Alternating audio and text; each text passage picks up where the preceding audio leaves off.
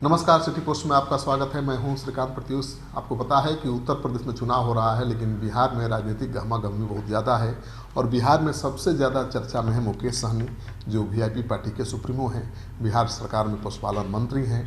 उत्तर प्रदेश में वो 165 सीटों पर चुनाव लड़ रहे हैं। बीजेपी के लिए चुनौती बने हुए हैं। बीजेपी के साथ उनकी लड़ाई चल रही है विधान परिषद की सीटों के लिए, क्योंकि 24 विधान परिषद की सीटों के लिए चुनाव हो रहा है और इन सीटों का बंटवारा जेडीयू बीजेपी ने आपस में कर लिया है। मुकेश सहनी को ठेंगा दिखा दिया है, तो मुकेश सहनी नाराज हैं। उत्तर प्रदेश में भी बीजेपी ने एक भी सीट नहीं दिया। बीजेपी के साथ वो चाहते थे तालमेल करके चुनाव लड़ना, लेकिन वहाँ भी बात नहीं बनी। तो वहाँ 165 सीटों पर चुनाव लड़कर वो बीजेपी की चुनौती बढ़ाना चाहते हैं। और बिहार में भी वो कह चुके हैं कि अब एनडीए नाम की कोई चीज़ नहीं है, बीजेपी जेडीयू का गठजोड़ है, बाकी सहयोगी दलों की कोई परवाह ही नहीं है बीजेपी को। तो ऐसे में तो उन्हें दूसरा रास्ता देखना पड़ेगा। तो एक संकेत दे चुके हैं कि अगर इसी तरह से उनकी अनदेखी हुई तो अलग राह भी अपना सकते हैं। इस बीच उन्होंने बहुत बड़ा बयान दिया है और उन्होंने दावा कर दिया है कि 2025 के चुनाव में वो मुख्यमंत्री बनेंगे। यानी 2025 में जो विधानसभा का चुनाव होगा उसके बाद मुख्यमंत्री वहीं बनेंगे। आप जानते ही हैं कि उनकी पार्टी 10 सीटों पर विधानसभा चुनाव लड़ी थी, लेकिन केवल 3 विधायक ही हैं आज उनके पास। खुद वो चुनाव हार गए थे। विधान परिषद बीजेपी ने उनको भेजा, फिर मंत्री बनाया, लेकिन अब नाराज हैं तो बीजेपी के लिए चुनौती बने हुए हैं और 3 विधायक होने के बावजूद भी 2025 के चुनाव में बहुत बड़ा दमखम दिखाने का दावा भी कर रहे हैं।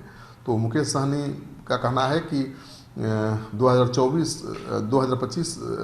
के विधानसभा, 2024 के लोकसभा चुनाव में उनका दमखम दिखेगा और सभी दल मजबूर हो जाएंगे उनको मुख्यमंत्री बनाने के लिए।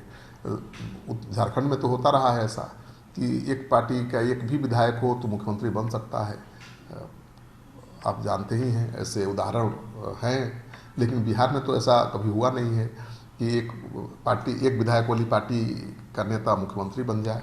तो सन ऑफ मलाह की हालत भी कुछ वैसे ही है आज की तारीख में। केवल 3 ही विधायक हैं उनके पास, लेकिन मुख्यमंत्री बनने का दावा कर रहे हैं। और सन ऑफ मलाह के नाम से मशहूर मुकेश सहनी उत्तर प्रदेश विधानसभा में अपनी पार्टी के पहलवानों को उतार चुके हैं बीजेपी की चुनौती बढ़ाने के लिए। और इसी दौरान उन्होंने ये बयान दिया है कि यूपी की सरकार में तो रहेंगे ही, साथ ही 2025 में बिहार के मुख्यमंत्री भी बन जाएंगे। तो उत्तर प्रदेश में जो सरकार बनेगी उसमें भी अपनी भागीदारी की उम्मीद कर रहे हैं, दावा कर रहे हैं। और सबसे बड़ा दावा ये कर रहे हैं कि 2025 के चुनाव के बाद वहीं बिहार के मुख्यमंत्री होंगे।